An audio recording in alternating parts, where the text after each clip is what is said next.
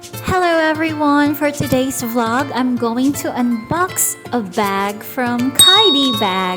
Ayan, so binili ko to online dito sa Vietnam kasi wala akong bag kapag namamalengke ako. So nakita ko to and then nag-order ako dahil mura nga siya. So ito yung quality niya, soft na leather.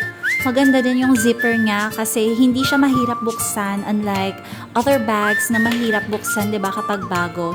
And meron siyang dalawang strap, so pwede kang mamili kung gusto mong mahaba or maiksing strap. So pwede mo siyang gawing shoulder bag or body bag, okay?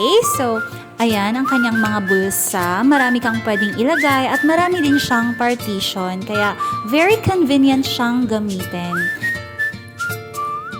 I got this bag for 239,000 Vietnamese dong, or kung sa peso, mga nasa 550 pesos siya. Pero maganda yung quality nito, parang hindi pang 500. Ayan, so nakakatuwa lang kasi sa murang halaga, may syalang bag ka na, 'di ba?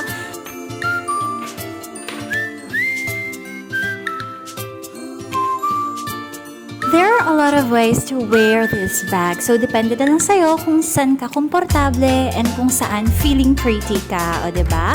So, ayan. Ganyan ko siya gamitin at suotin. At hanggang dito na lang. Salamat sa panonood.